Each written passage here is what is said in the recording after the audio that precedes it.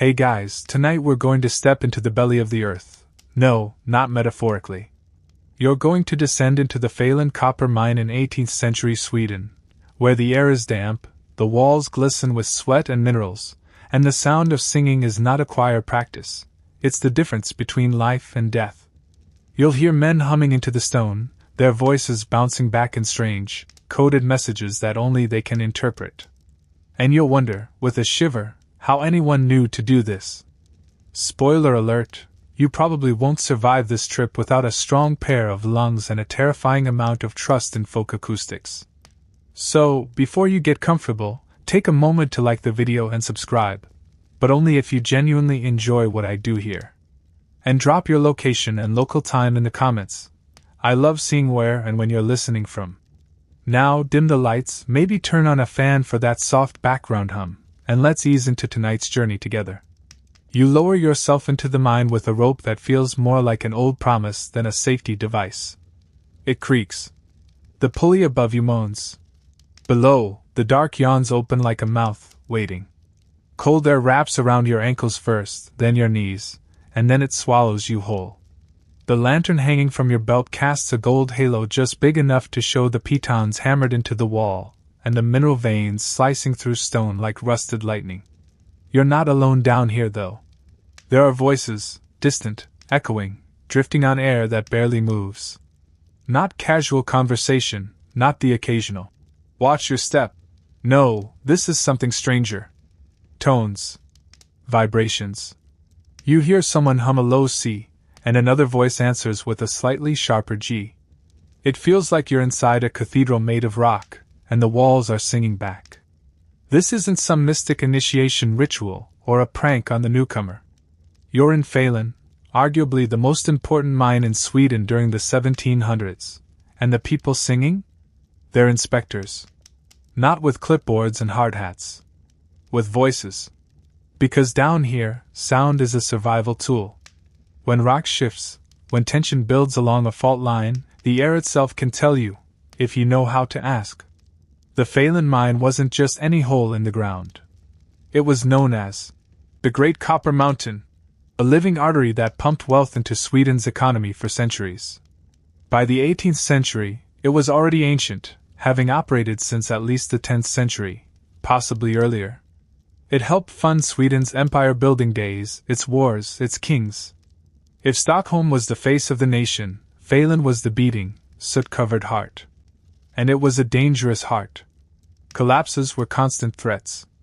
Miners died regularly, entombed, crushed, or lost to poisonous gases. Ventilation was primitive, and lighting wasn't much better. It's here, in this brutal environment, that singing inspectors were born, not out of artistry, but necessity. You clutch the damp wall and pause, listening. Someone up ahead sings a long, pure note. It trembles as it returns, slightly warped. A few seconds pass, and then shift to east. Ceiling strain. The message floats back, casual, like someone mentioning it's going to rain. You step forward carefully, touching the edge of the tunnel with your fingers. They feel the vibration, just slightly. Turns out, certain tones, especially low, resonant ones, reveal the structural integrity of a tunnel. If the returning sound is too quick, too sharp, it might mean there's a cavity, a weakness. If it echoes longer, flatter, perhaps the rock is stable. Miners learn to use pitch as a pressure gauge. No fancy devices, no seismic charts. Just ears, throats, and instinct.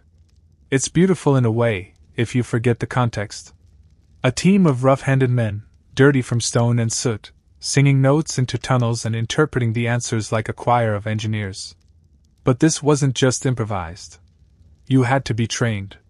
Not everyone could hear the differences, and even fewer could produce tones consistent enough for this eerie echolocation to work. You take a deep breath, trying a low hum of your own. The sound slinks away down the corridor like a nervous animal. The echo comes back distorted. You flinch. Maybe it's nothing. Or maybe you just said, "Get out now!" in tonal Morse code. Some scholars still debate how widespread and formalized this vocal inspection system was. Historians argue whether it was an organized, mine-sanctioned protocol or more of a folk method passed between generations of miners who trusted sound over sight? After all, in near-pitch darkness, what else do you have? But down here, arguments don't matter. You feel the walls. You hear the earth. And it is singing to you, sometimes kindly, sometimes not. Back then, miners told stories about the Bruvrant, or the Lady of the Mine, a spirit said to guard the tunnels. She was known to appear before disasters or help favored workers find rich ore.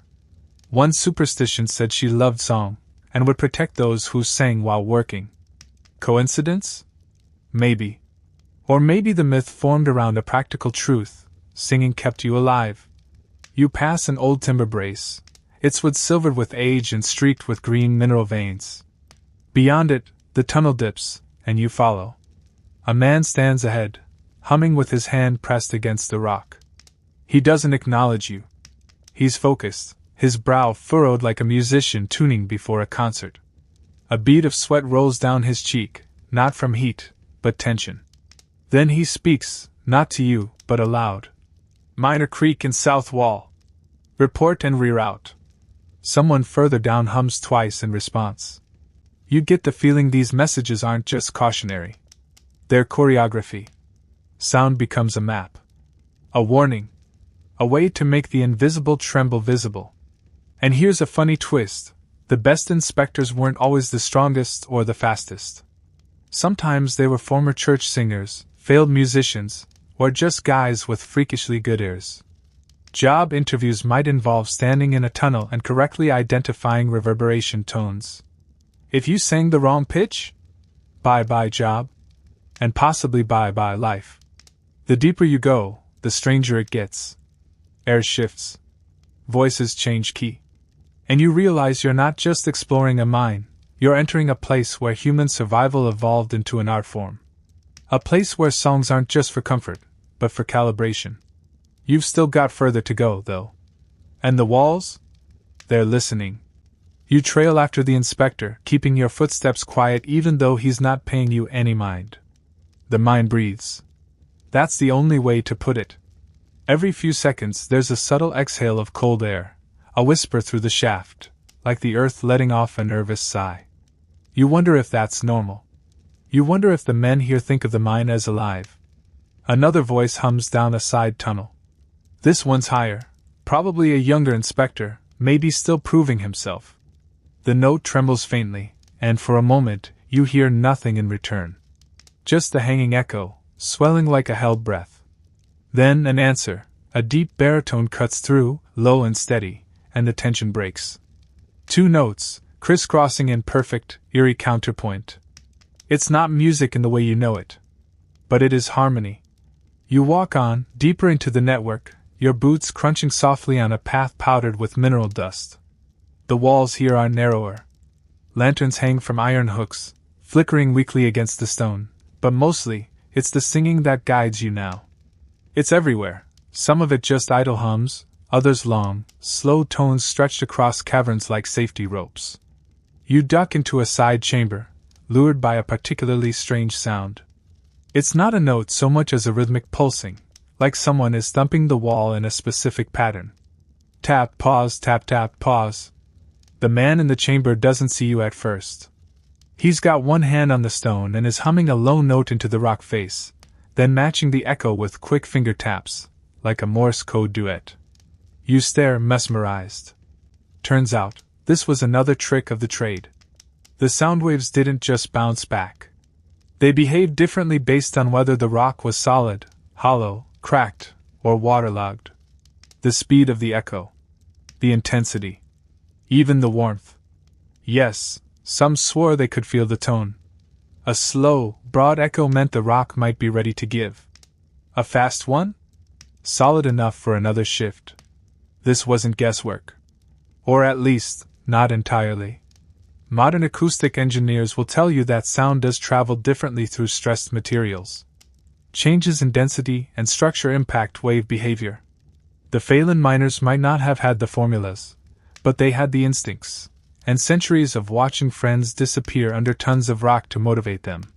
Some even claimed they could predict specific structural failures based on harmonics alone. If you hummed and heard dissonance, notes clashing slightly, it meant parts of the tunnel were warping under pressure. If the echo returned in perfect pitch, you were probably fine. Unless, of course, you'd sung a bad note to begin with. Then you just measured your doom in D minor. Historians still argue whether these vocal inspections were part of official protocol, or just the superstitious habits of bored workers trying not to die. You can imagine both sides of the academic table now, some stern professor insisting on empirical records, another waving a weathered folk journal and shouting about oral tradition. Meanwhile, the mind doesn't care. It listens. It hums. It answers. You move on, back into the main tunnel, and now you notice something new. The echoes are different depending on the corridor. Wider tunnels produce longer echoes. Narrow ones cut them short. There's even a place where a gentle A note comes back in a high C, warped by the jagged angles of the walls. You press your hand against the stone, trying to guess what lies beyond it. The inspector beside you sees the gesture and nods once, like, yeah, you're getting it. He offers you a wooden device. It looks a bit like a horn, with an opening on one end and a handle on the other. He gestures for you to sing into it. You hesitate, then let out a tone. It amplifies through the horn, hits the wall, and reverberates back louder than you expected. It's surprisingly rich. You actually feel the note hum in your chest. This, you realize, is a resonator. Handmade, probably. Used to direct and enhance the vocal pitch to test deeper layers of the wall. Imagine a giant stethoscope for the mountain. That's what this is. You hand it back, awed. He smirks. First-timers always look like that. Further down, you hear a strange noise, like a whistle, except it keeps bending downward in pitch. You glance up. A narrow shaft stretches vertically, and you spot a miner several meters above, leaning into the stone and whistling while another man below nods along, scribbling notes on a chalkboard. They're mapping in acoustic topography, identifying which regions of the mine conduct sound best, and where echoes start behaving badly. You watch in fascination as one of them suddenly stops and slaps the rock. Hollow pocket, he mutters. And just like that, they mark it with chalk and move on. It's easy to forget the dangers when the work seems so meticulous, almost ritualistic. But then you pass a collapsed shaft, its mouth sealed by splintered timbers and a half-fallen sign that once warned about unstable ground. No one sings here. Even the air feels silent. The echo would come back all wrong here, too fast, too empty. Like the mind doesn't want to talk about it. You step around it carefully. There are candles nearby, small ones, burned nearly to the wick. Maybe memorials. Maybe appeasement. The miners had a tradition of leaving offerings for the dead, or the spirits they believed lived in the cracks of the stone. Bread crusts, coins, even song. One old tale says if the mine stops answering, it means it's taken someone and hasn't decided if it's finished yet. You move on faster after that. Up ahead, a woman is singing. Her voice is rich, warm, a mezzo-soprano threading through the dim space like silk. You blink, surprised. She doesn't seem to be working, just sitting by the wall, eyes closed. Another inspector, maybe off shift? Or maybe a listener, one of the rare few brought in just to assess sound with hyper-trained ears. It's said some of them could tell the age of the tunnel just by how their own voice came back to them. Phelan didn't just dig for copper. It dug for sound. For patterns in the silence. For answers in vibration. And as you settle against the wall, the singing all around you begins to blur into a single hum, like the mine itself is breathing in tune with the people it shelters. And that's when it hits you, the voices aren't random. They're layered. Coordinated. As if every hum, whistle, or tone is part of something bigger. A network. A language. The mine is speaking. And they're speaking back. The mine deepens, and so does your all. You've stopped checking your steps because your ears are doing the work now. You start noticing tiny changes in resonance with every corridor. It's subtle, like catching the scent of rain before it hits, or sensing a temperature shift without touching anything. You're learning the rules of a strange, old language, whispered through stone and song. The inspector walking beside you starts humming a note again, then cuts it off with a quiet snap of his fingers. He mutters, "Stable for now," and gestures for you to move on. You try not to ask too many questions, he's clearly in a state of listening. But curiosity bubbles up. "How do you know it's stable?" He gives you a look like you've asked why the sky is blue. "The wall sings back," he says plainly. "And today, it's still in tune." You step into a wide chamber now, easily the size of a cathedral nave. Candles line the floor in curved rows, wax pulled into the rock. Above, timbers stretch like the ribs of a beast, holding the ceiling in place. Every inch of the space is layered in ash-gray dust, except where footsteps have traced trails. You realize this is one of Phelan's main galleries, the belly of the beast, where copper veins once ran like molten lifeblood. This room, you're told, made Sweden rich. During the 18th century, Phelan wasn't just a big deal, it was the deal. It produced over 2/3 of Europe's copper at one point. Its reddish yield coated rooftops across the continent, and helped mint the coins that fueled Sweden's military ambitions. The Swedish Empire rose on the back of this mine, and often on the broken backs of those who worked it. In return, the miners got, well, not much. Grueling hours. Lung-clogging dust. Fatal falls. Poisonous gases like Berggeist, the mountain spirit, a sulfuric vapor that would slip into tunnels and silently suffocate anyone unlucky enough to be there. So, yeah, danger was a full-time companion. And that's why, somewhere along the way, someone figured out the rocks could talk back. A voice calls across the gallery now, smooth and trained. It glides up a scale, A to B flat to B to C, before stopping abruptly. The echo that returns is unusually short.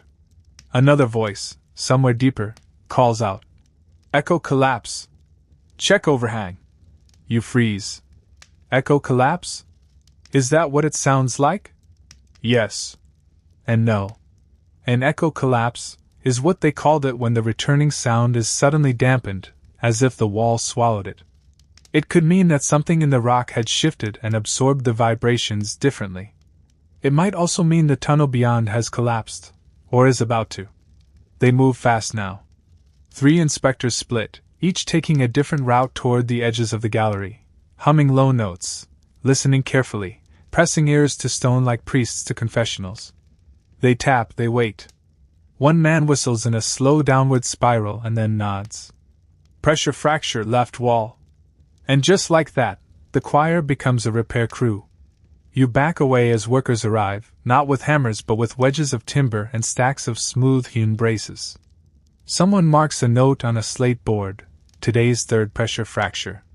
You glance back at the chamber. That echo collapse might have saved lives. Again.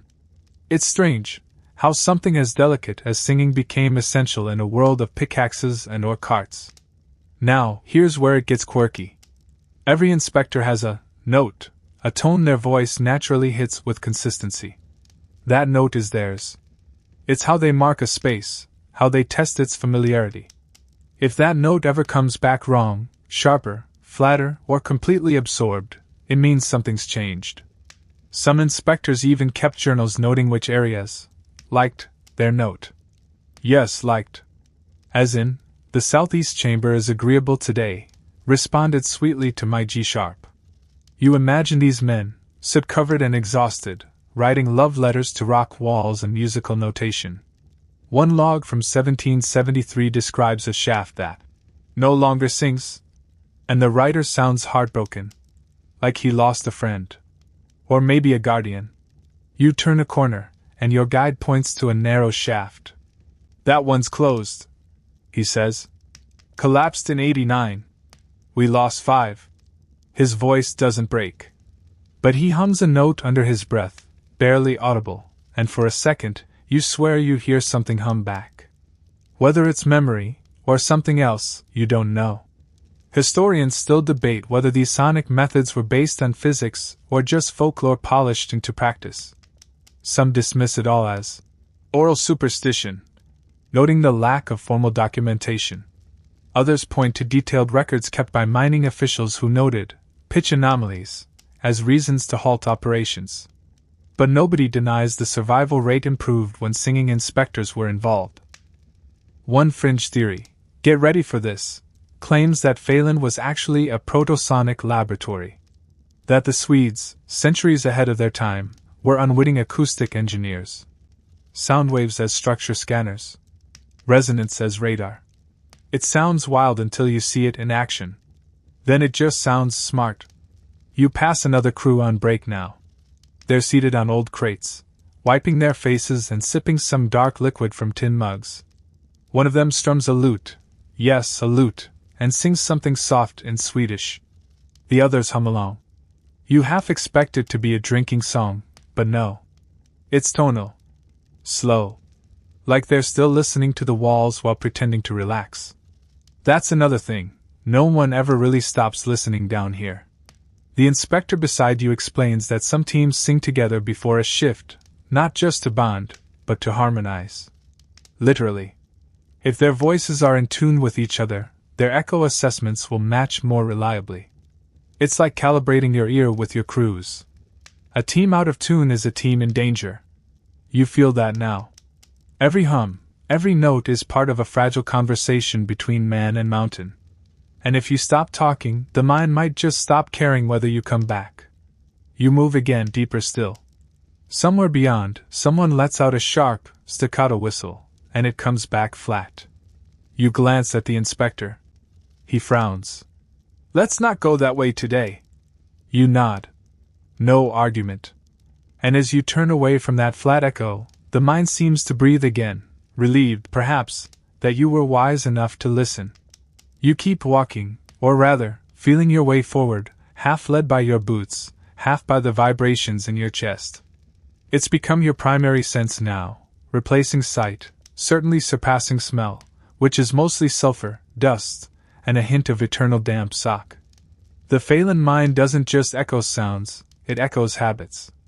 You're absorbing the behavior of men who learn to survive by turning their voices into seismic sensors.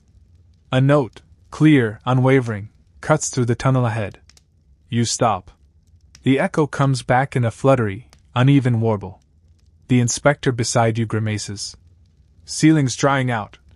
He mutters, mostly to himself. You raise an eyebrow, confused. How can a ceiling dry out underground? Turns out, that's a miner's way of saying that the water veins lacing through the upper rock layers are receding or shifting, leaving space behind. Voids. Gaps. Hollow zones just waiting to cave in on the next poor soul who passes beneath. And the only sign? A note that once echoed evenly now returns with a nervous vibrato. You try it yourself. You hum the same pitch, maybe a little off, but close, and you hear the echo falter like a skipped heartbeat. It's unnerving. Like the wall has something to confess but doesn't know how. This is the core of their method. These singing inspectors, as later writers called them, weren't trying to make music. They were interrogating stone. Their songs were sonar, and they listened for tremors, cracks, and the subtle warning moans of an overburdened ceiling. Every note they cast into the dark was a question. Are you safe? Are you stable? Are you still holding? And the echoes? They answered not in words but in tone. The science behind this, as modern acousticians will tell you, is surprisingly sound, pun absolutely intended. Vibrational frequency behaves differently when it travels through solid rock, fractured stone, damp material, or open cavities. Sound waves scatter, bounce, get absorbed, or distort based on the surrounding structure. A trained ear can hear when something's off. Add years of experience, and you start hearing patterns, even personalities in the tunnels. There's even a tale, maybe apocryphal, maybe not, of an inspector named John Lind who could identify the mineral makeup of a wall just by whistling at it. Legend says he once whistled and declared, "Tin behind the quartz, 2 meters deep." They thought he was joking until someone drilled and yep, there it was. Tin. Right where he said. People started calling him the Wall Whisperer. Of course, historians still argue whether Lind even existed. Some say he was an invention, part folk hero, part marketing gimmick to keep the younger generation of miners intrigued. Others think he might have been real but heavily romanticized. Either way, the myth endures. But jaunts or no jaunts, the methods weren't magic. They were practical, repeatable, even teachable. New recruits were paired with seasoned singers and trained in what you might call tonal pitch literacy. They'd learn what a stable C sounded like in a low corridor, how a strained G echoed in a damped shaft, what to do when a note came back ghostly thin, drop your tools and walk the other way. It wasn't standardized, but it was systematic. The Phelan mind had turned centuries of danger into a soft science of survival. You enter another passageway now, and it's noticeably quieter. No singing, just the occasional creak of timber supports and a faint dripping sound. You realize this section is old. The inspector gestures toward the ceiling. Slate vein runs overhead, he says. Good for sound. Bad for collapse. Slate, you discover, can amplify echoes beautifully, but when it fractures, it shatters into knife-edge slices that fall like rain. One of the worst collapses in Phelan's history happened in a slate-heavy tunnel. They found only 3 of the 7 miners. The others, they say, were buried too deep to dig without risking a secondary collapse. Still, people kept going back. Because the copper was deeper. Because the vein was richer. Because Sweden needed rooftops and coins. Here's a fringe tidbit. Some old records suggest that certain mining families developed what they called ear lines. That is, generations of inspectors passed down their particular pitch and method to their children. You didn't just inherit a name, you inherited a note. You were expected to learn how to sing to the mind the way your father and grandfather did. They believed the mind responded better when it recognized your tone. It sounds romantic, until you realize it meant pressure. Literal and figurative. If you couldn't hold the note? If your echo reading was off? You were a danger to everyone. There are whispered stories of sons who faked their tone, who lied about what they heard, and paid the price when the mind collapsed beneath their lie. Echoes don't lie. People do. There was no forgiveness in stone. You pass through a narrow tunnel now, ducking under a crumbling lintel beam. The air grows cold again, colder than seems possible. You can see your breath, though your lantern still burns. The inspector stops and sings a long, low note. The echo comes back slow, syrupy, drawn out like a yawn. He grins. Stable. You glance around. Really? Feels like a crypt in here. He shrugs. Some tunnels like to keep quiet. Doesn't mean they're unfriendly. And then you hear it, a faint melody, threading through the rock, almost like a lullaby. You hold your breath. It's not near. It's behind the walls. A voice, light, gentle, female, singing something you don't recognize. The inspector listens too, tilting his head. That's the mine wife, he says, barely above a whisper. You give him a look. The what? The Grovran. She sings when she's watching. Great. Ghosts. Just what this story needed. But he says it like it's just part of the job. Not with fear, more like respect. Miners believed in the Grovran deeply. She was the spirit of the mine, sometimes protector, sometimes warning. If you heard her sing, it meant she was near. If she stopped singing suddenly, you ran.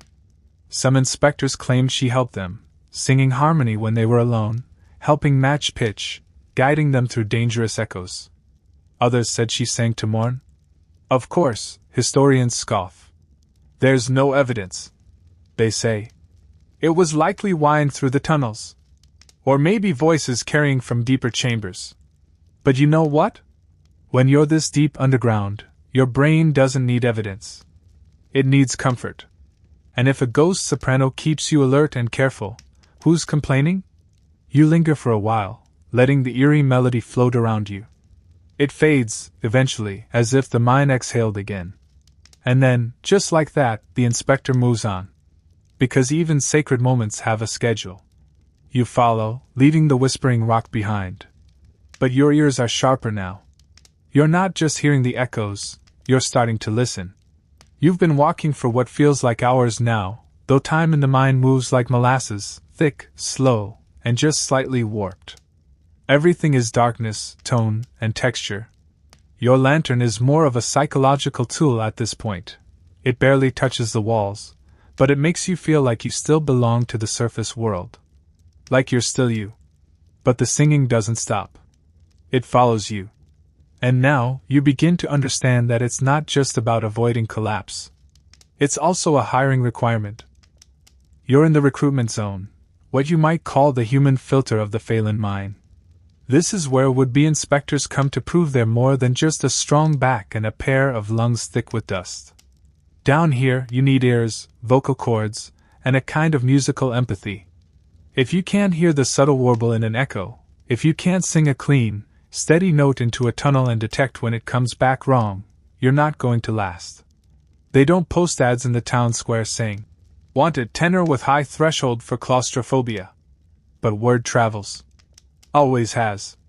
Back in the 1700s, when the mine's output meant Sweden's survival, Phelan needed inspectors who could sing better than they could swing an axe. You watch as a young man, barely more than a boy, really, is led into a small stone chamber with rounded acoustics and smooth walls. It's one of the test vaults, you're told. A place where natural reverb can be measured with eerie precision.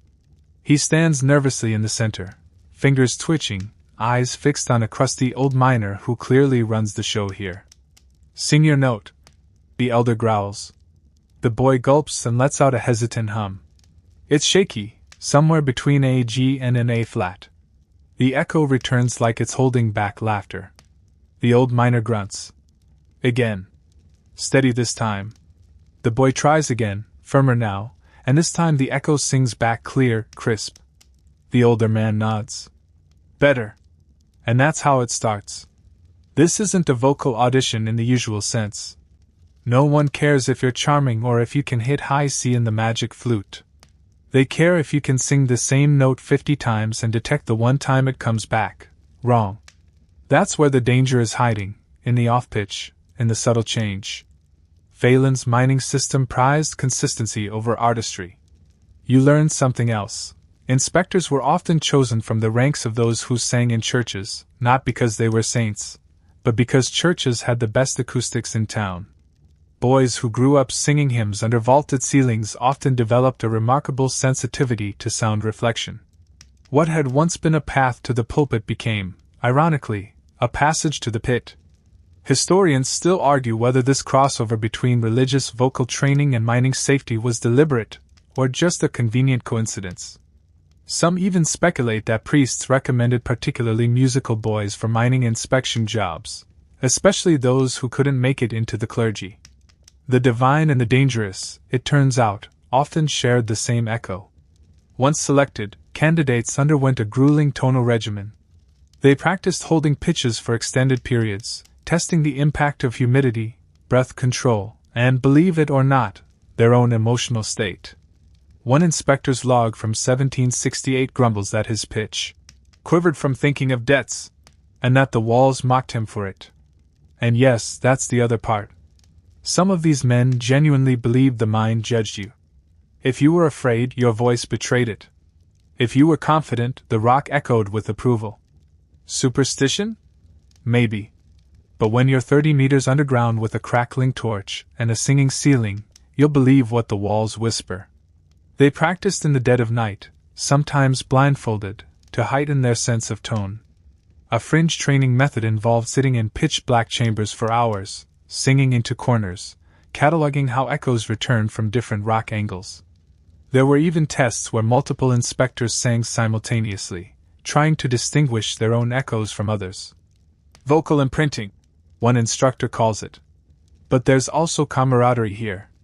You start to notice it in the way the older inspectors listen to the trainees, not just judging, but encouraging. A subtle nod here. A shared grin when a trainee sings clean through a tricky shaft. You suspect that surviving the mine wasn't just about talent, it was about trust. Your guide explains that each inspector had to build a sonic memory of the mine, a mental map, not of tunnels and shafts, but of tones. Some would sketch crude diagrams, labeling chambers with notes. F-sharp room with cold echo. Or, C major shaft sounds angry when wet. Others didn't need paper. They simply knew. There's a story about a veteran inspector named Alric who could hum a chord and tell you which tunnel junction you were standing near. His pitch sense was so attuned that he once noticed a half-step warble in a corridor he'd been monitoring for years. They dismissed his concern. 2 days later, it collapsed. Alric never sang again. Or so the story goes. It's that kind of legacy that hangs over the test vault now. The boy trainee takes another breath and sings again. His note comes back true. The old miner scratches his chin. Decent, he mutters. Could be better.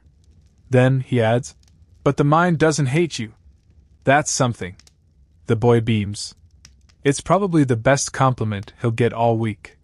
There were no official uniforms for inspectors, but they often wore a red thread tied around one wrist, a subtle marker among the sea of soot-covered workers.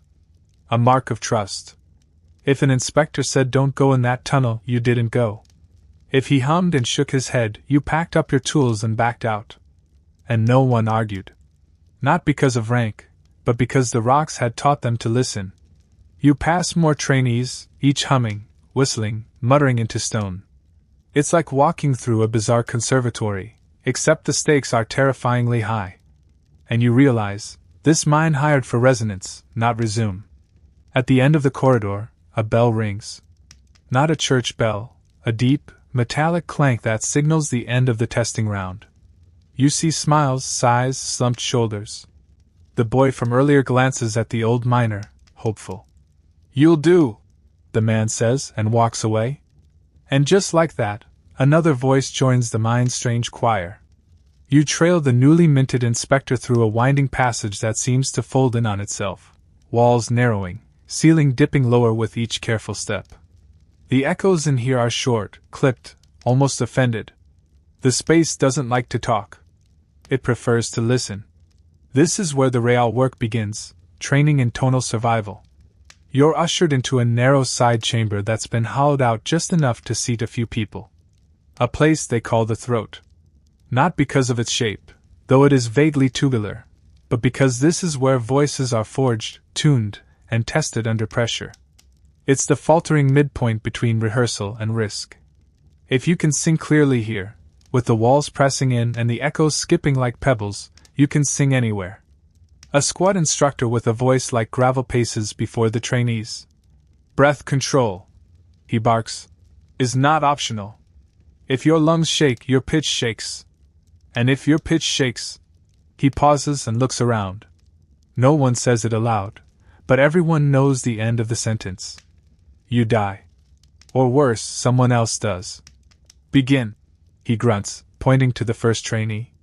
One by one, they take turns humming into a strange contraption, a kind of rudimentary sound funnel made of polished birch, with a copper bell at the far end. It focuses the voice into the rock, narrowing the field like a magnifying glass concentrates sunlight.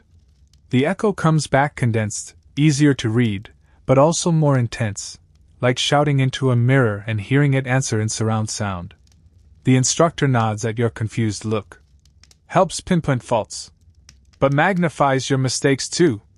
Another instructor hands out small tuning forks, one to each trainee. They're told to hum until their pitch matches the fork's vibration exactly, then walk the shaft while maintaining it.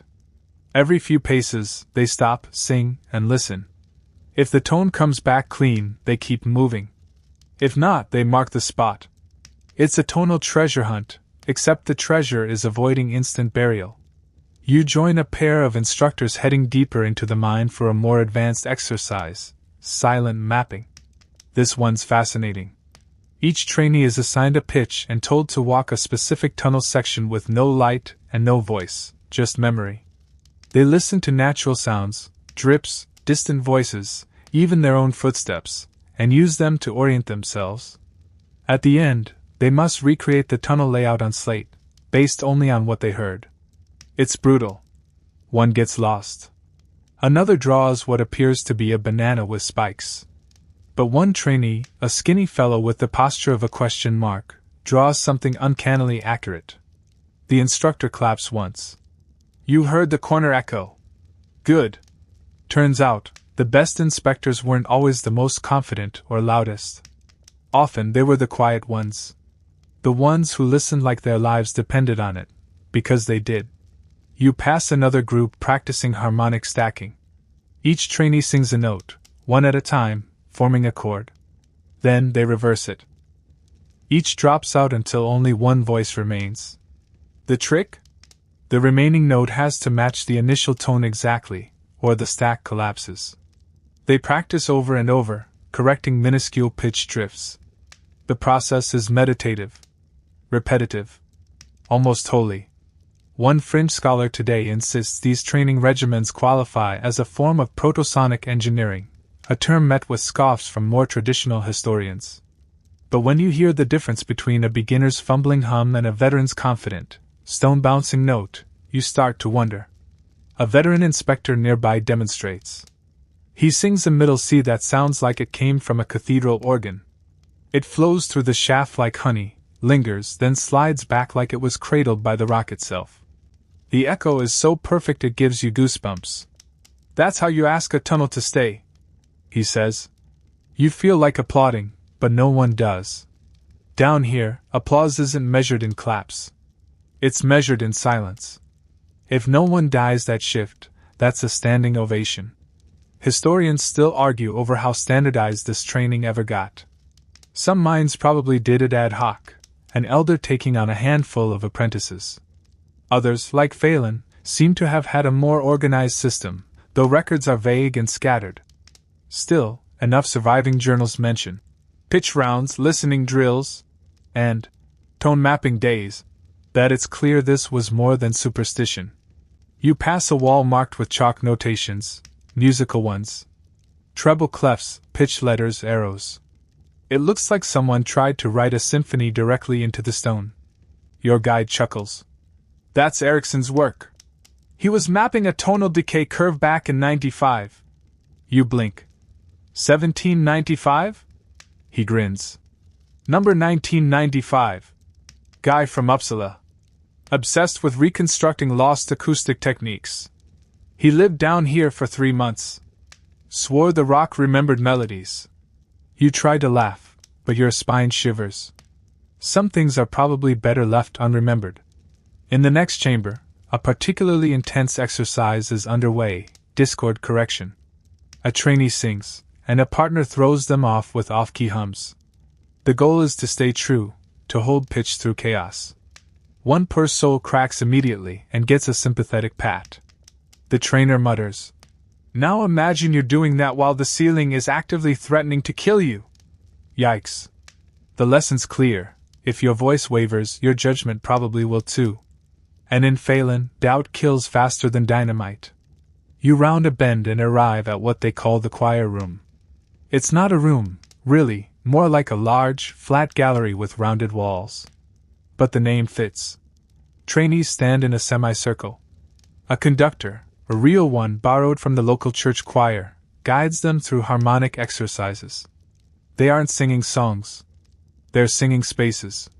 Each note tests a part of the room. Each chord tests its shape. When the room sings back, they mark the differences. When it doesn't, they go silent. This isn't music, the conductor says softly. It's geometry. The acoustics are perfect.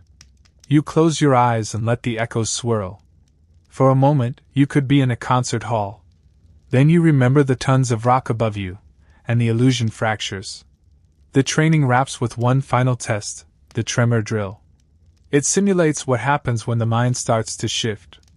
The trainees stand in darkness while pressure plates underfoot trigger low rumbles and random echo distortions. They have to respond in real time, identify the disturbance, determine the direction, and issue the correct tonal warning. Most stumble. One panics. But a few move with calm precision. Humming, listening, signaling. They're ready. As the session ends, you catch a final echo lingering in the tunnel. It's not part of the drill. Just someone singing, softly, to themselves as they walk alone. And it's beautiful. The air gets heavier now. Not in the way it feels, but in the way it listens. As you step into the heart of the Phelan night shift, it hits you. This is when the mind truly sings. The chorus begins not with ceremony, but with survival. Down here, coral shadows stretch long across the damp stone, as teams of singing inspectors start their nightly rounds. The silence isn't silent, it's just tuned. Tuned to the human voice, to harmonic signals, to the soft consonants of hope whispering through rock. You round a bend and catch the beginning of one such patrol. 4 men walking in tight formation, their headlamps off, because light betrays less than sound here. Each of them hums a different note. Not loudly. Just enough for the stone to hear them. Their tones drift through the corridor like fog. Every few meters they pause. Listen. Sometimes one adjusts pitch, and another answers with a subtle nod. It's like watching monks performing a midnight rite, except this choir is listening for sealing death rattles. The patrol leader, the bass, stops and touches the wall. He hums along, low D. The echo comes back quick and sweet. Stable. But then, from behind him, the tenor hums a G. The sound returns weird. Off-key. Sharp around the edges. Everyone freezes. No one says a word, but the entire group shifts formation. They reharmonize, adding in a baritone note this time, stacking a triad chord, and test again. Still sharp. The bass frowns. It's thinning, he mutters. Thinning. As in, the stone behind the wall has lost mass. Eroded, perhaps, or vibrated into weakness. They mark the wall with chalk, hum a final warning note, A B flat, long and slow, and reroute. And that's how lives are saved. No shouting. No drama. Just notes, and the absence of panic. You follow another team now, this one smaller, just 2 inspectors. A duo, old friends, you gather from the way their harmonies blend. Their method is different, they sing intervals. Thirds, fifths, the occasional minor sixth. Each pairing tests a different chamber shape, a different acoustic contour. When they hit a dissonance, they immediately back up, recalibrate, and try again. It's like watching an aerial act with no safety net. One wrong pitch and you're not just musically flat, you're literally under pressure. Historians still argue whether this kind of vocal patrolling was widespread or specific to Phelan. Some evidence suggests it emerged during the 1741 tunnel expansions, when deeper, narrower shafts made traditional testing methods less reliable. Sound was one of the few things that could still move freely through compact rock. A quirky anecdote preserved in a 1791 miner's journal describes an impromptu duet that accidentally revealed a hidden air pocket behind a shaft wall. The inspectors had been singing as a joke, mimicking a local ballad, when the harmonics came back doubled. A week later, they opened the wall and found a massive, untouched vein of copper. The ballad was promptly added to their nightly repertoire. Never let it be said miners don't respect a lucky tune. You begin to recognize patterns now. Different teams have different songs, not in the traditional sense, but sets of chords and tonal sequences they trust. These combinations become sonic signatures, like bat signals in the dark. One group favors a drone and overtone combo. Another prefers minor triads, less beautiful, perhaps, but brutally effective in echo diagnostics. Every team has its anchor note. It's the sound they return to after each check, a kind of vocal compass. Lose that, and you risk getting turned around, acoustically, spatially, mentally. The mind is a labyrinth of both rock and resonance. In a particularly eerie corner, you come upon a solo singer. He's pacing slowly, humming what sounds like a lullaby. His voice is smooth, rich, unnaturally calm. You ask about him. He's a floater, your guide says. Goes where the others don't. A floater is what they call inspectors who work alone in narrow, unstable shafts where teams can't easily fit. They rely entirely on their voice, and a rope with 3 knots. 1 knot for orientation, 1 for escape, 1 for hope. If he hums and hears nothing back, he tugs the rope twice. You follow quietly. His lullaby never changes pitch. You realize it's a tool, not just a melody. It's his ruler, his echo test, his grounding chord. He sings it with monk-like discipline, tuning his body to the tunnel, becoming part of it. There's a debate among modern engineers whether this kind of work was effective or reckless. After all, why trust fragile sound over solid data? But those who've tried replicating it in test shafts found something surprising. Trained singers can detect subtle changes in echo behavior more consistently than some modern instruments, especially in short bursts and tight spaces. Your floater friend finishes his circuit and returns. No collapse. No drama. Just another note fading into darkness. Back in a larger chamber, the nightly convergence begins. Teams return from their routes and compare notes, literally. They gather like musicians post-symphony, tired but proud. They hum to each other, replaying certain echoes. Some laugh at flat notes. Others get quiet when describing shifts they can't quite explain. You realize this isn't just a job. It's a symphony of survival. Each night's patrol is a performance with stakes higher than any stage. A soft tremor ripples through the floor. Everyone goes still. No voices. Just silence. Then, one inspector sings a tone, low, cautious. The echo comes back fast and sharp. He repeats it higher this time. Same result. Rock's nervous. Someone mutters. They wait. You feel it too, the space tensing, tightening, like lungs preparing to gasp. But nothing happens. Eventually, someone hums a resolution chord, a soft G major. The tension breaks. The room exhales. The mind accepts the gesture. And the patrols resume. Here's a strange fact you weren't expecting. During particularly long shifts, some teams wrote their own harmonized warning calls, choral codes. These weren't words, but short melodies that translated into messages. A rising triad meant, move forward. A flattened interval meant, danger in shaft. It was music as Morse code, sound as shorthand. You hear one now, two rising tones, one falling third. Everyone nearby shifts left. No one explains. No one needs to. At the end of the night, you pass a small alcove where candles flicker. It's a memorial, not for a collapse, but for a voice. An inspector who went silent 2 winters ago. That's the phrase they use. Not died. Not lost. Went silent. You stare at the stone where his pitch was last heard. Then, from somewhere above, a single, soft note drifts down. Pure. Steady. AG. And someone replies. You don't sleep that night. No one really does. You may close your eyes, sure, but the mind never stops murmuring. And even in your rest, the echoes crawl into your dreams like curious insects, replaying the tones of near collapses and tonal rescues.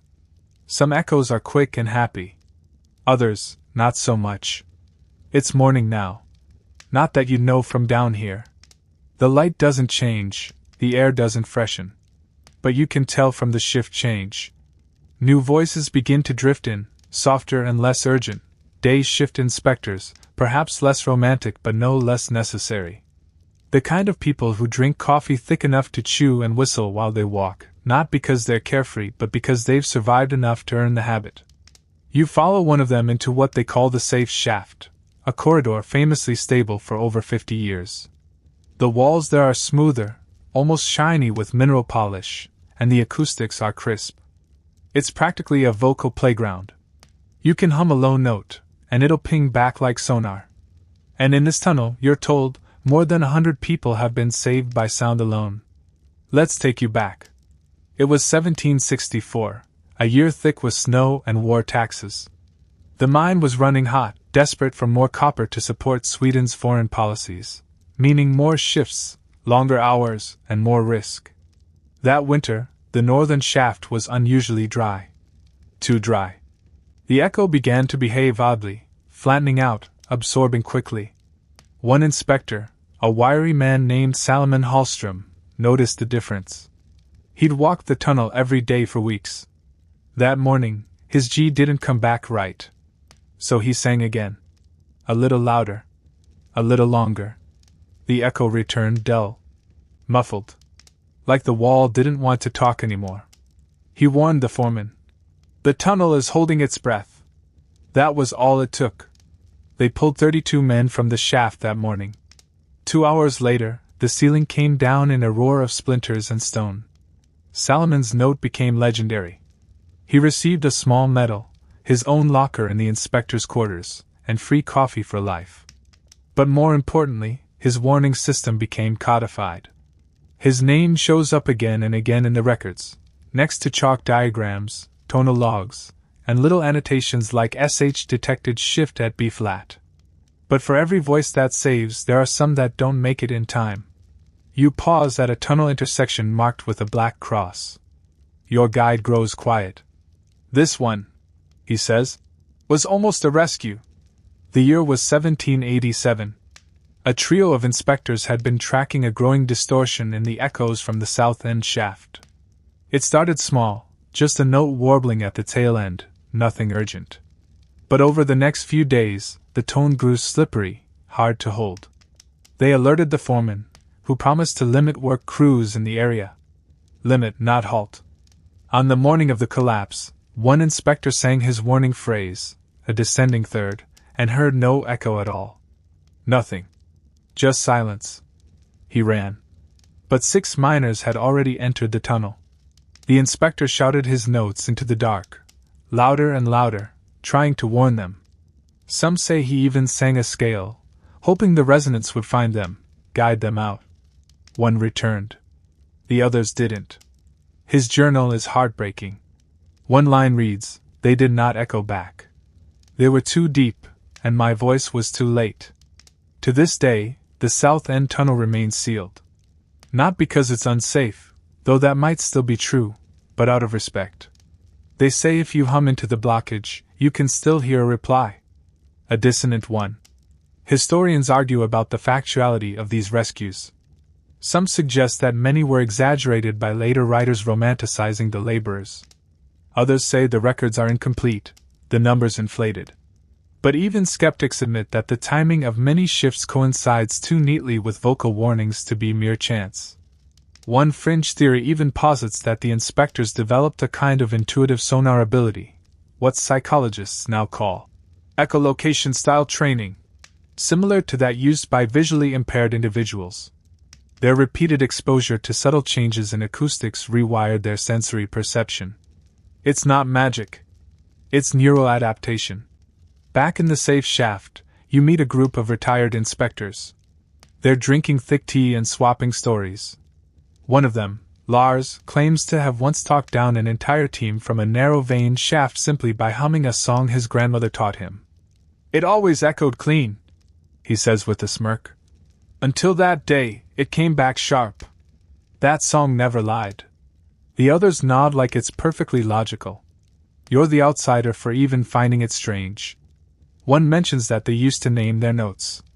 Not musically, but personally. My was Stina, he says, and my was cold water. Everyone had their own. It sounds mad until you realize they were creating emotional anchors. Ways to remember. To stay connected. To recognize danger not by theory, but by feel. You walk down another corridor marked with a mural. It's primitive, charcoal on stone, but it shows 3 inspectors, hands to walls, singing into a glowing crack in the earth. Above them, musical notes drift upward like steam. It's dated 1792, signed only with initials. This is what survival looked like here. Not brute force.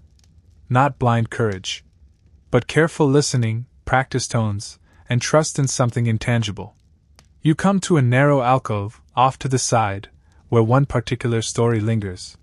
The legend of the echo that lied. A young inspector named Henrik had mapped a tunnel carefully over months, always getting clean returns on his test note. But one day, it echoed back normal, too normal. Something felt off. But the data was consistent. So they kept working. 3 hours in, the tunnel gave way. No warning note. No odd echo. It was the perfect betrayal.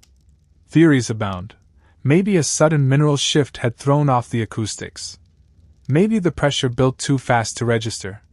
Or maybe Henrik had grown too comfortable. Even now, inspectors refer to moments of unexpected collapse as Henrik's echo. You realize then that sound is not infallible. It's a guide, not a promise. And sometimes, even the mind lies. Still you walk on. Past the sealed tunnels, past the echo logs, past the last resort candles that flicker along each inspection route. Because no matter how uncertain it gets, the inspectors keep singing. They must. Because sometimes, their voices are the only barrier between the living and the stone. The mind grows quieter now, not in sound, but in tone. It's as if you've moved from the operational areas into the whispered parts of Phelan, where echoes take on a murmur and meaning starts slipping sideways. You've stepped beyond the boundaries of documented practice and into the space miners never wrote down. The place where songs turn into signs, and voices become uncertain. You first notice it in a tunnel they call Limpbringa, or the Hanging Passage. It dips ever so slightly, not enough to notice at first. But your balance goes off. Your voice sounds wrong in your throat. The inspector beside you stops singing and clicks his tongue once. The sound dies almost immediately. There's something about this shaft, he mutters. Always has been. He tries again. A low E. Nothing comes back. You try it. A clear G. Still silence. You frown. Shouldn't there be something? He nods but doesn't answer. He reaches into his bag and pulls out a small pouch of salt, then sprinkles it in a semicircle at the tunnel mouth. It's an old trick, one that isn't in any training manual. But apparently it's tradition. You're now in the part of the mind where not all echoes come from stone. And not all sounds come back the same. The miners call them false echoes. Responses that return too fast, or not at all. Some that come back in the wrong key, even if the rock structure hasn't changed. And occasionally an echo that repeats itself, like it's trying to finish your sentence. It unnerves everyone. Some believe these anomalies are natural, caused by irregularities in mineral density or strange air pockets. Others aren't so sure. You're shown a part of the mind nicknamed the choir pit. Not because people sang there, but because something else did. Legend has it that in 1753, an inspector named Oman walked the pit alone, testing new timber braces. He never returned. But for weeks after, multiple teams reported hearing a voice singing the descending intervals Oman used to favor, echoing from a tunnel long since sealed. No one went back. Eventually, they rerouted the entire level. A fringe theory claims the mind somehow records echoes, layers them, stores them like memories, and releases them under specific circumstances. One modern acoustic historian compared it to magnetic tape. Under the right pressure, the mind plays back its past. Historians scoff, as they do. There's no evidence. They say, you're just hearing overlap from deeper shafts. But the look in the inspector's eyes says otherwise. You reach a part of the mind where the walls sweat constantly. Moisture seeps in slow rivulets, catching lantern light in unnatural glints. The echoes here slither instead of bounce. You can hear yourself, but delayed. Not milliseconds. Seconds. As if your own voice had to take the long way around before finding you again. You hum a single note. It comes back like a different person sang it. The inspector calls this the ghost bend. He doesn't like working here. Few do. Some miners say the sound here isn't an echo, it's a message. That if you stand perfectly still and hum at midnight, the reply will be in a voice that isn't yours. And if you respond, well, best not to. You ask if anyone has. He shrugs. Not twice. You laugh nervously. He doesn't. Farther in, the echoes become sparse again. You hum and get nothing. Your ears ring. You suddenly understand why people believed the mind had moods. In this particular shaft, the superstitions stack fast. There's the Whistler's Tunnel, where a high-pitched keening sometimes emerges without a source. It's faint like wind, but there's no wind this deep. Some think it's just the rock decompressing. Others wear earplugs and refuse to walk that way. There's the Tunnel of Teeth, named for the jagged calcite that decorates its walls like molars. Echoes that come back sharp and choral, even when sung solo. No one can explain it. A priest once called it a divine cavity. The name stuck. And then there's the black key. This is the one inspectors talk about with the most unease. It's not a tunnel or chamber. It's a phenomenon. Occasionally, while singing into otherwise stable rock, inspectors report an invisible modulation. The tone returns in a key one full step lower than expected. Not off-pitch. Not warbled. Just wrong. Like the mind transposed your voice without permission. It's rare. But when it happens, protocol is clear: stop work immediately. Not because of physics. Because of patterns. Every recorded black key event was followed by a collapse within 24 hours. No one knows why. Your guide is silent for a while after explaining that. Then he mutters, "I heard it once. Long time ago." You wait. I was singing a simple A, came back in G. No distortion. Just lower. I warned the crew. They laughed. Called it pitch panic. 12 hours later, the northern support beam snapped. We lost two. You don't ask for more. Historians still argue whether these eerie stories were embellishments or necessary myth-making, a way to cope with a brutally unpredictable environment. The human mind craves patterns, after all. And when faced with stone and death and the unpredictable twitch of earth, you might start hearing songs too. A fringe school of thought, mostly Scandinavian folklorists, believes the miners unconsciously created an entire folk sonar system. That the grovrun, the strange echoes, the false tones, all of it was a language. Not one made of grammar or syllables, but of resonance. An underground dialect spoken only in pitch. Back near the central tunnel, you find a wall with small notches carved along its base. Each notch corresponds to a tonal anomaly. Some are labeled with dates. Others are blank. You realize they're tracking it. Not just the changes. The voices. You hum one more note before you leave, soft, low, nothing fancy. It comes back perfectly. But with a second echo. Just barely audible.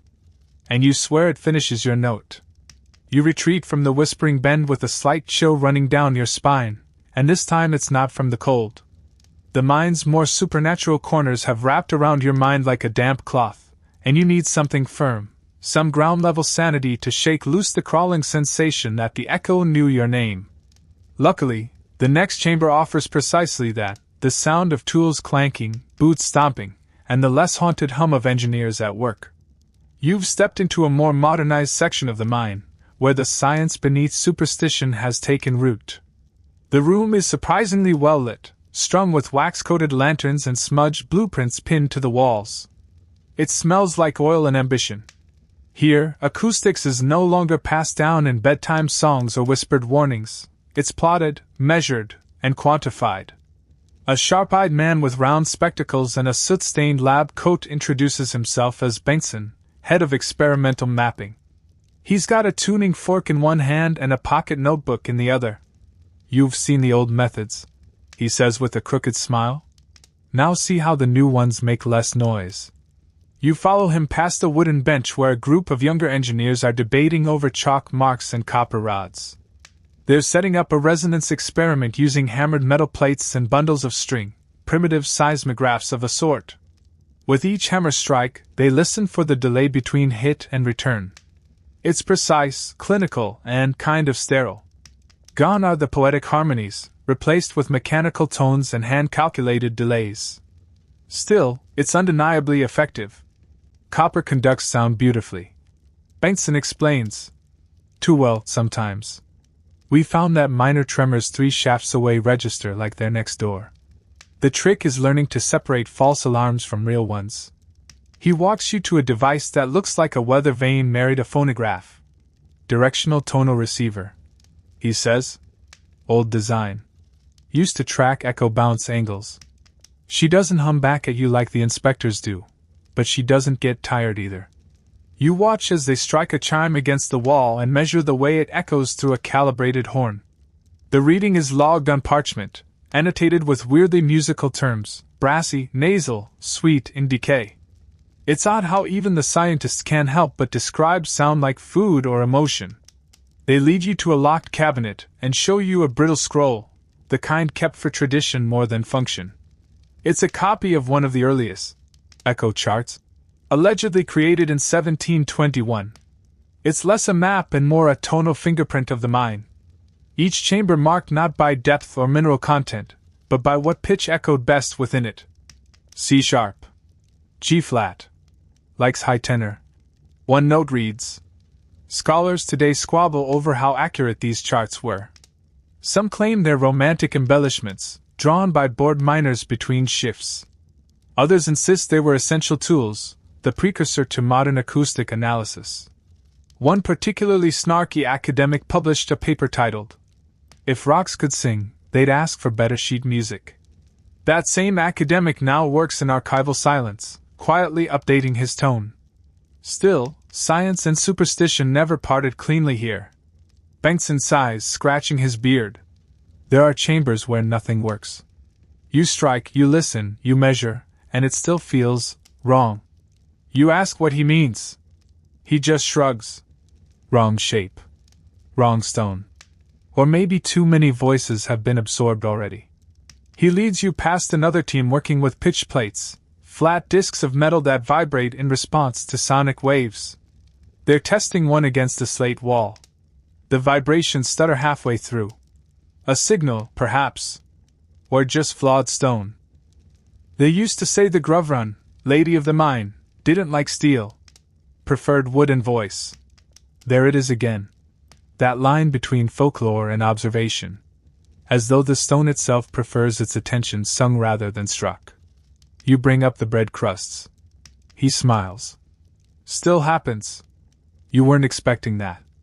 When a tunnel misbehaves, he says, they leave offerings. Bread. Coins. Even polished stones. Not because it fixes anything, because it feels like manners. Manners. In a copper mine. You pause near a lantern-lit alcove. There, tucked into the rock, are 4 tiny objects, a crust, a folded scrap of him, a button, and a smooth black pebble. Offerings. Someone worked this tunnel recently. Someone's still listening. You move on to the airflow tests. In this section of the mine, engineers have begun experimenting with controlled wind currents to detect sound wave alterations. Think of it as acoustic MRI. They blow air gently through corridors, then send tones through and measure how the airflow distorts them. It works sometimes. But the equipment is temperamental, the results variable. And it doesn't hum a lullaby at you when you're scared. Bengtson admits that the old inspectors still outperformed the machines in certain contexts. We had a collapse warning 3 months ago, he says. 2 monitors showed nothing. But Olaf, retired half-deaf, walked through humming a children's rhyme and stopped cold. He told them the walls weren't finishing the verse. They evacuated the shaft. It collapsed that night. A story like that sticks. Especially in a chamber where numbers don't always tell the truth. Even the hard science folks keep a small note pinned to the wall above their charts. It's a miner's proverb, scribbled in charcoal. Measure twice. Sing once. If the echo lies, leave. You chuckle. Bengtson doesn't. Before you leave, you visit the archival room, a dusty, mostly forgotten corridor filled with scrolls, diagrams, and broken bits of gear. Here lie the ghosts of past acoustic experiments, including one absolutely bizarre contraption, a singing lantern. It's fitted with a tuning fork attached to its frame. The idea? As the miner walked, the fork would strike the wall periodically, keeping a steady tone for passive echo detection. Apparently it drove people mad. Sounded like a mosquito playing a trumpet. One record notes. Still, you admire the ingenuity. And the desperation. Because at the end of the day, whether you're holding a tuning fork or singing into stone, the goal is the same, to not be crushed. The engineers bid you farewell. Tell the stories right. One calls after you. The science is just a fancy suit. The voice is still the heart. You walk out with that ringing in your ears, half tone, half truth. And the Grovrun? Still no proof. Still no consensus. But every scientific team working here keeps an extra candle burning near the shaft mouth. Just in case she's listening. The air feels different now. Not just colder, but thinner. Not in oxygen, but in presence. You can sense it before anyone says it out loud. This mine is dying. You're walking the upper galleries now, and the echoes are lazier, slower to return. Not because the rock has changed, but because the people have. There are fewer voices, fewer inspectors. Less singing. Less need. The copper veins that once ran thick through Phelan's heart have dried up. The earth, long bled and blistered, has begun to close its wounds. You run a hand along the wall, and feel only silence. Not dangerous silence. Just tired. This is the Copper Kingdom's decline. It started in the late 18th century, slow at first. The demand for copper shifted. Iron became the new darling. Other countries developed better extraction techniques, richer sources. Sweden's dominance faded. And Phelan, once the shimmering engine of the Swedish economy, began its long descent into obsolescence. You pass an old shaft filled with debris. It hasn't been used in decades. The bracing timbers are collapsing into themselves, and the dust is layered so thick you could write your name in it, if you wanted to disturb the place. But no one does. Your guide, one of the few senior inspectors still working full-time, tells you about the last major push. They tried to reopen deeper galleries. Hoped to find a new seam. But the walls didn't sing right. You ask what that means? He exhales. They echoed flat. Not dangerous. Just empty. The tone of the mine changed. Echoes that once came back with urgency and information now return like memories. Distant. Muffled. Resigned. Historians document this era with economic charts and production logs. But the inspectors? They mark the end by silence. Not all at once. Bit by bit. Tunnels that used to bounce sound like bell towers now responded with thin air and indifference. And slowly, the singing stopped. Inspectors were laid off, reassigned, or simply aged out. Some found work in newer mines. Others took their tonal skills to unusual places, church choirs, clockmakers' workshops, even musical instrument repair. One former Phelan inspector became a sought-after piano tuner in Stockholm. They said he could hear the strings settle before they even snapped.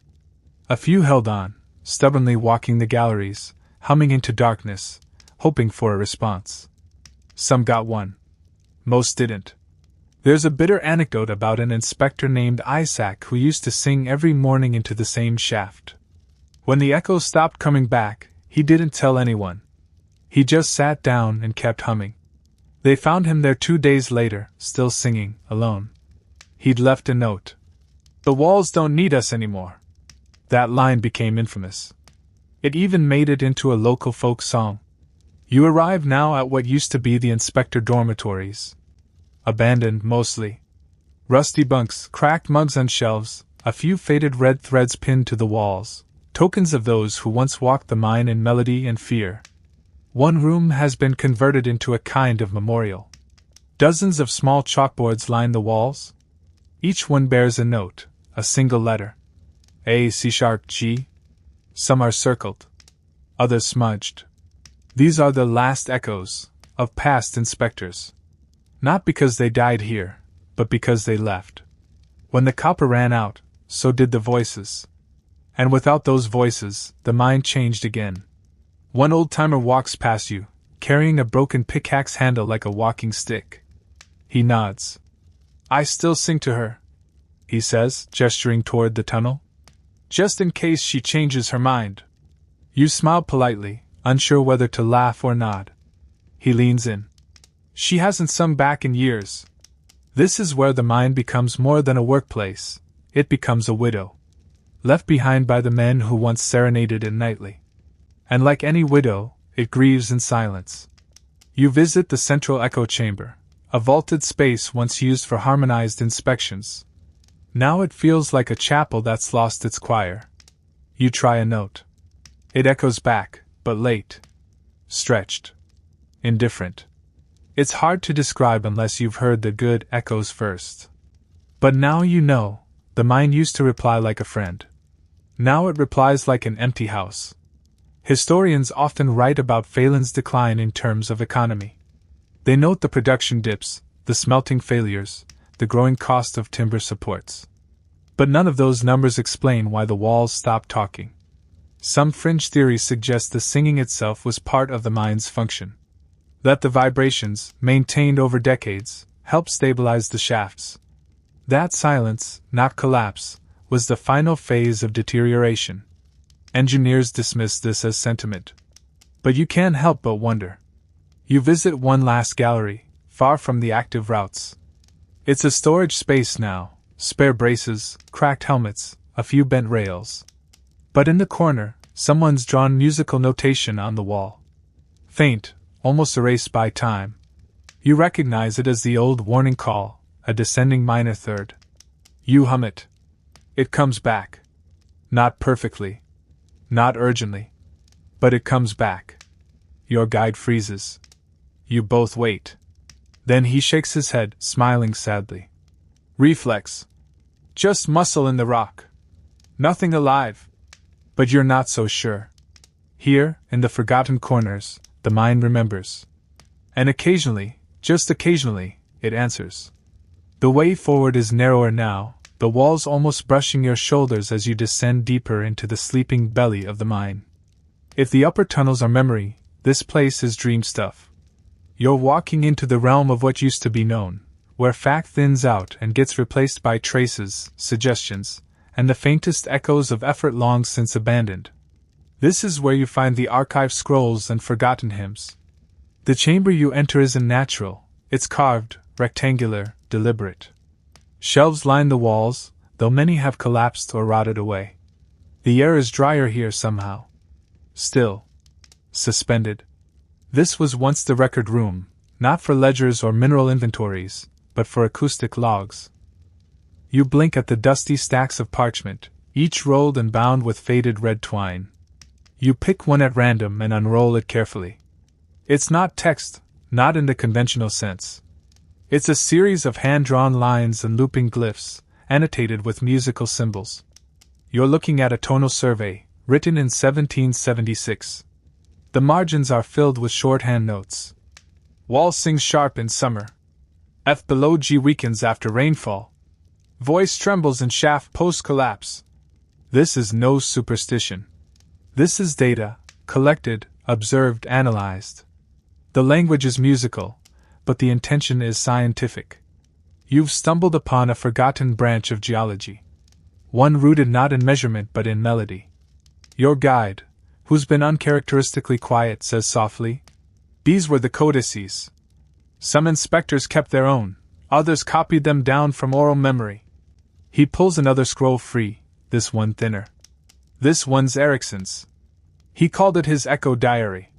You remember that name, from the chalk diagrams and musical notations in the walls. Ericsson was the obsessive. The man who believed the mind had tonal moods, who charted its responses to seasonal changes, worker shifts, even phases of the moon. His diary reads like part love letter, part operator's manual. He writes about singing to the mind every day, sometimes multiple times an hour, logging pitch changes with disturbing precision. One entry stands out. She favored D minor today. Previous dissonance in corridor 3 resolved. I thanked her aloud. Felt foolish. Still, she hummed back. You glance at your guide, expecting a scoff. But he only nods as if to say, I've heard weirder. You find a shelf marked with carved symbols, an old miner's shorthand that roughly translates to songs we used to sing. These aren't operational logs. These are hymns. Lullabies. Work songs adapted into acoustic tools. One in particular is titled Stenen Svar, the Stone's Reply. You unroll the scroll. The music is simple. 4 bars, repetitive, with soft descending notes. There are no lyrics, only a note in the margin. Used for steadying the roof near water veins. You hum it gently, unsure if your voice belongs here. And then you feel it. Not a sound, but a soft vibration, a thrum under your boots, as if the stone exhaled in recognition. Your guide doesn't comment. He just sets down his lamp. I sang that when I was a boy, he says. Didn't know it had a name. That's when you realize, much of this was never written down. Most of what inspectors did was passed hand to ear, ear to stone. These scrolls? They're the exception, not the rule. Artifacts of a practice that valued precision but survived on memory. Historians still debate whether these musical records were literal or symbolic. Some argue they were just tools for remembering tunnel conditions. Others insist they represent a system of living documentation, where each inspector's voice updated the mine's safety status in real time. The truth, as always, is somewhere in the echo. A fringe researcher named Ullman, writing in the 1980s, proposed that the Phelan tonal system was the closest thing Europe had to an oral topography, a way of mapping space by sound alone. He argued that these inspectors were essentially blind cartographers, charting the mine not by line and compass, but by reverb, echo length, and pitch decay. Most of his peers called it romantic nonsense. But here, standing in the archive, with your fingertips brushing a centuries-old tonal map and the memory of that stone reply humming in your chest, Ullman doesn't seem so ridiculous. You move to another corner where wax tablets lie stacked like forgotten pancakes. They're molded with line notations, wavy grooves meant to be read by touch or light scraping. It's believed these were emergency guides for when vision was impossible, like after a gas leak or collapse. Each line corresponds to a specific tonal cue. You hum one and your guide matches it with a location. That's the old West Bend near the sulfur shelf, he says. Used to echo clean and see.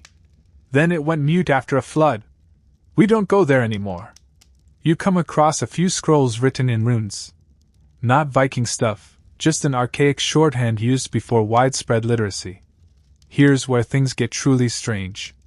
Some of these notations describe melodic anomalies, phrases like, voice returned higher than given, or, echo reversed itself. You ask what that could possibly mean. Your guide shrugs. Either poetic exaggeration, or the rock was playing tricks. A theory begins to build in your mind. That maybe this mine, this space, has a kind of memory. Not like a person, but like a bell that remembers being struck, even after it stops ringing. You unroll one last scroll. It's different. Clean.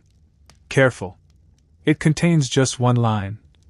When the voices go quiet, the mind forgets how to hold. You stand there a long time, reading it over and over. What if the act of singing, the vocal connection between human and stone, wasn't just superstition? What if it was part of the mind's stability? A sustained dialogue between structure and sound?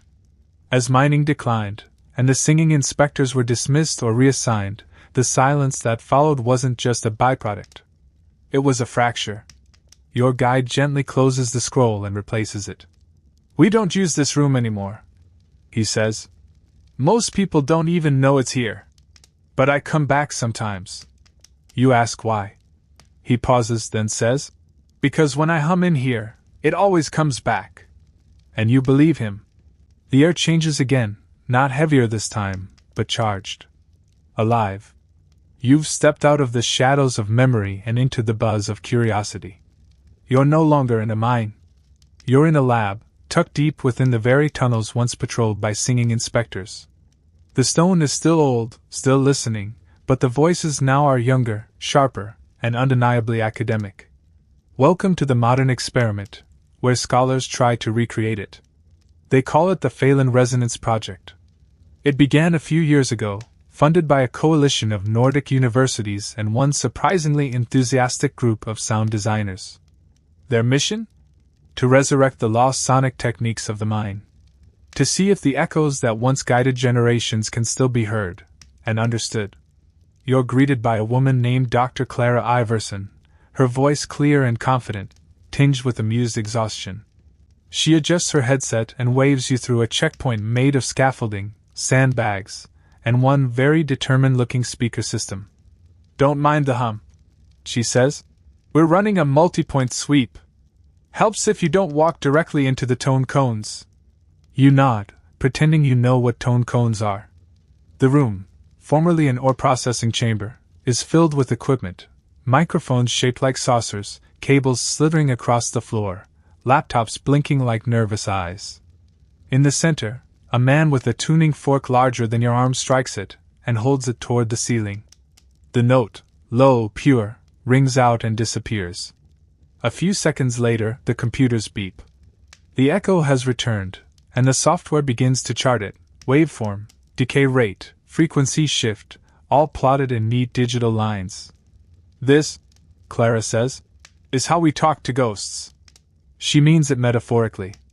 Mostly. They've been trying to match the recorded behaviors of old mining logs with measurable acoustic phenomena. So far, results have been mixed. We can replicate the basic echo returns, she says. Speed, strength, frequency variation. But the more poetic stuff, the way echoes felt to inspectors, or how they described the mine's mood, those are tougher. She gestures toward a glass case on the wall. Inside is a preserved scroll fragment, one of Ericsson's original tone logs. His handwriting curves along the page like a melody. Clara reveres it like scripture. He talks about an echo curling backward like a smile. How do you quantify that? They've tried everything. Artificially generated pitches, vocal harmonics from trained singers, even mechanical larynxes built to produce perfect tones without human tremble. And yet nothing works quite as well as a real voice. Which brings you to another corner of the lab, a small recording booth, carved into the stone wall like a confessional. Inside sits a woman in her 20s, eyes closed, humming a slow scale. Her voice is gentle, even hypnotic. That's Ida, Clara whispers. Our best test singer. Classically trained, but more importantly, she listens. They'd been using Ida to recreate the echo maps of specific tunnels, comparing her results with what was written down centuries ago. So far, she's matched 6 out of 8. We think the mind remembers, Clara says, only half joking. Or maybe it just responds to kindness. Historians, naturally, have been all over this project like moss on stone. Some call it revolutionary. Others say it's an indulgent waste of grant money. Trying to communicate with a hole in the ground, one particularly grumpy critic wrote, is not research. It's theater. But the team here disagrees. They believe that understanding Phelan's sonic past could help develop future technologies: acoustic surveying, safer mining, even architectural design. One engineer proposes installing tuned pillars in skyscrapers to provide audible warnings during structural stress. Imagine a building that sings back when it's in trouble, he says. You think of the mine, of that soft reply you heard in the archive chamber, and you wonder how different it really is. One fringe researcher, a visiting scholar from Reykjavik, has even suggested the mine's tonal properties could be used to generate energy.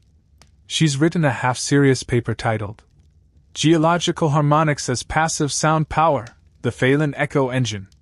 It has yet to be peer-reviewed. But still, someone's thinking about it. The lab doesn't only echo the past. It also creates new sound. One hallway has been transformed into a makeshift stage, where experimental composers are writing resonant pieces based on tunnel shape. They use real-time sonar to adjust notes. The walls become collaborators, not just carriers. You listen as a violinist plays a single, sustained note. It blooms across the corridor, bounces back, and overlaps itself like a delayed duet. The result is ghostly. Gorgeous. These walls, the violinist says, are better musicians than we are. Another team is experimenting with vocal synthesis, feeding old tonal logs into a digital voice emulator. The idea? Recreate what Ericsson might have sounded like. The results are uncanny. His tone, reconstructed from his logs, doesn't just sing, it reacts. Pitch shifts. Modulation curves. They're building a digital inspector. Of course, historians still argue over authenticity. Is this accurate recreation or speculative fanfiction? Did Ericsson's echo maps reflect real conditions or just the psychology of a man obsessed? One skeptical professor labeled the whole effort auditory nostalgia. But Clara and her team shrug it off. Call it what you like, she says. If we can sing the mine awake again, even for a minute, it's worth it. The team has also begun reaching out to descendants of original inspectors, inviting them to sing into the tunnels. It's part experiment, part ritual. And sometimes, it works. One elderly man, descended from a known Phelan family, sang his grandfather's warning call and received a pitch-perfect echo. He wept. Some say the walls still know the old voices. Before you leave, Clara shows you the lab's echo wall. It's not stone, it's paper, pinned with notes from every visitor who's sung here. Some write pitch letters. Others leave poems. One just says, "She answered me." You step up. They offer you a tuning fork, but you decline. Instead, you hum. The note floats forward, collides with memory, and returns, slow, soft, and familiar. You emerge from the lab blinking into a shaft that feels indecisive. Not the oldest. Not the most modern. It's the in-between zone, a transitional tunnel that mirrors the next battle you're about to witness. Because as beautiful, eerie, and sometimes miraculous as the echo lore of Phelan may be, academia is deeply, hilariously divided about what it all means. Welcome to the verbal mineshaft collapse that is, historians fight over falsetto facts. It starts with the basics. Was there truly a formal system of singing inspectors? Or were they just miners who liked to hum while working, with modern writers adding layers of mystique afterward? The traditionalists argue, no documented pay grade difference, no royal decrees, no official job descriptions for echo-based geotechnician. Just journals and folk songs.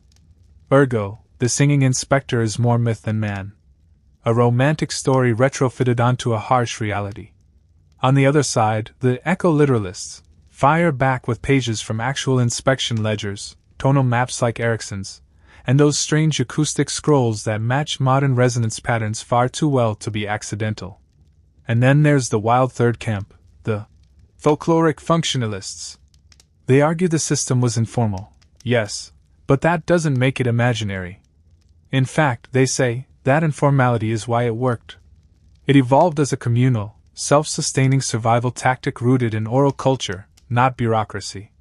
You sit in on a symposium recording from just last year, held in a chilly university basement, complete with questionable coffee and chairs designed for posture punishment.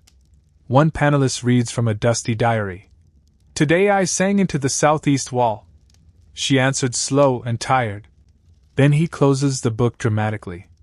"Explain that," he says. The audience nods solemnly. Someone else raises a hand. "Is it possible that she refers not to the mine, but to a fellow inspector?" Gasps. Furious scribbling.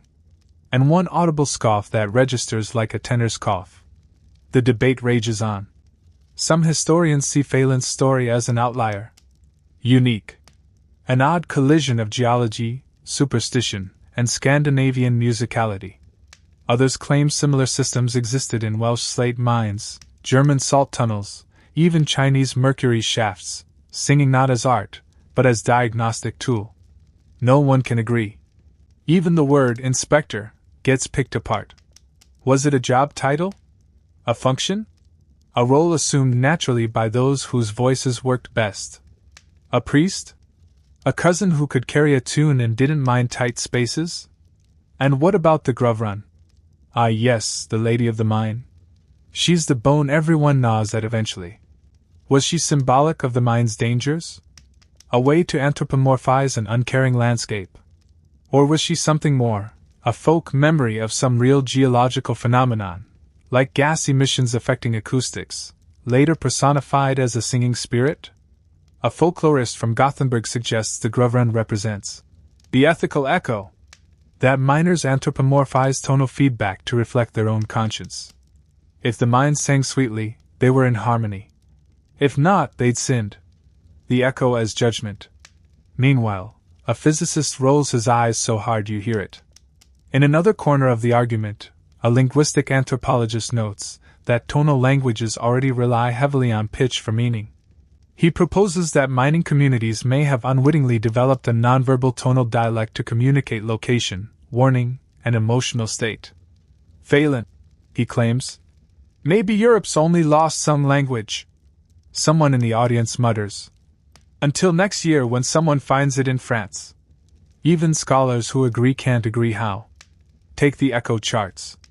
Some believe they were safety logs. Others insist they were spiritual records, oral journals for divine communication. A third group believes they were pranks, meant to confuse outsiders. The word resonance gets passed around like candy, used interchangeably for physics, feeling, and fate. Still, despite the chaos, there's consensus on one thing: the Phelan story is worth preserving. Even the most skeptical agree that something happened here. Something beyond drilling and extraction. Whether that something was science or superstition, or a blend, is the true debate. You meet a young doctoral candidate writing her thesis on Phelan's echo terminology. She's collected over 200 different phrases used in mining journals to describe echo behavior: whisper thick, hollow tuned, stone shy, echo bold. Not one is formally defined. Yet inspectors understood each other perfectly. She reads one aloud. Her tone was copper thin, but steady. You ask what it means. She shrugs. No one's sure. Probably, the tunnel is unstable, but consistent. Or maybe the inspector liked the way it sounded. Sometimes, language doesn't want to be decoded. It wants to be felt. You flip through a translated letter from an 18th century mining foreman, who writes of a crew that refused to enter a shaft because the harmony returned too sweetly. He thought it meant death was hiding. They were right. A fringe group, only half joking, believes certain echoes contain embedded messages. That they're like reverse palindromes, meant to be hummed backward to reveal hidden warnings. You try it. It sounds like a sheep being strangled. But your guide swears he once heard a tone return before he finished humming it. Sometimes, he says, you don't echo. The mind does. You're just singing along. You walk away from the debate halls and back into the dark. Here, the arguments fade. You hum a note. It returns the way it always has, late, soft, shaped like the tunnel. And whether that's science, superstition, or shared delusion, it's still real. The last stretch of the mine feels older than time. The air grows stiller with each step. Dust floats in slow spirals, catching the lantern glow like golden ash. It's quiet, not the kind of quiet that invites rest, but the kind that makes you wonder if you've gone deaf. Here, in this final corridor, there's no debate, no machinery, no journals or echo charts. There's just you. Alone in the deep once more.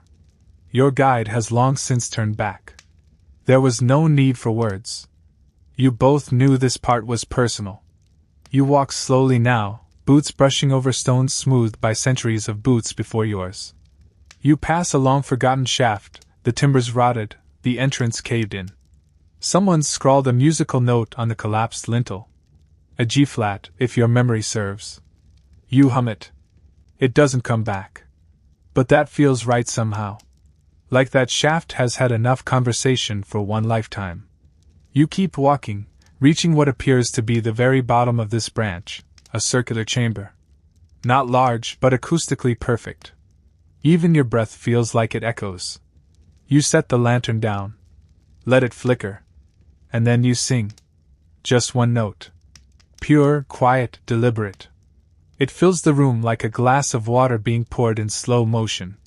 It doesn't bounce. It blooms. Spreads through the chamber, coats the walls, settles into the floor. And then, it returns. Soft.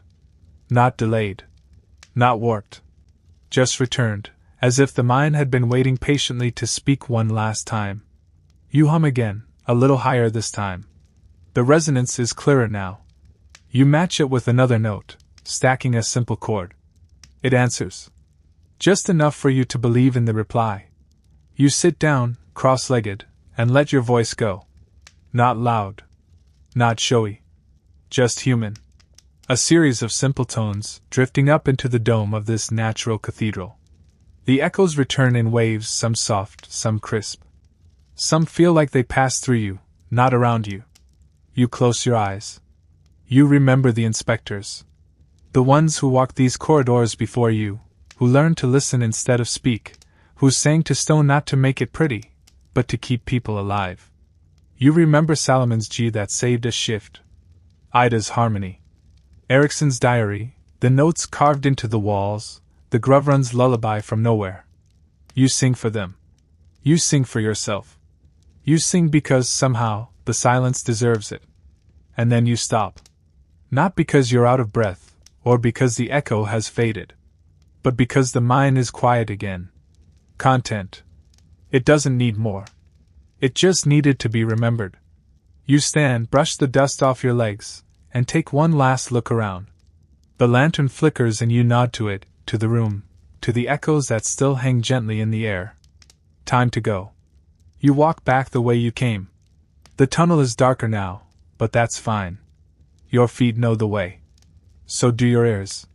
One final hum escapes your throat, more instinct than intention. It's answered. And this time, you don't wait for the return. You already know what it'll say. Word count, 1,100. When down begins below. The path upward is long. But your body is lighter now, as though the stone returns some of your weight to the earth itself. The air warms, just slightly. You breathe deeper. Slower. Each step feels softer, not because the ground has changed, but because your mind has. The tunnel walls blur, gentle and distant, like the end of a long dream you're waking from without rush. The singing is behind you now. But not lost. It lingers somewhere deeper, stitched into the memory of the mine. A place that no longer mines copper but still holds echoes, still keeps a few voices tucked in the folds of its silent stone. You pause before the last ascent. The exit glows faintly ahead, blue-gray and soft, like morning light filtered through clouds. One last glance over your shoulder. Stillness. Reassuring. Not empty. You whisper a thank you you're not sure the stone needs to hear. And then you step into the light. The world above is the same, but you're not. Somewhere deep in your chest, something hums. A quiet chord, held steady. The sound of rock. Of memory. Of care. The sound of someone singing just loud enough to be heard by what matters. And that, dear listener, is the end of our journey. Sleep well.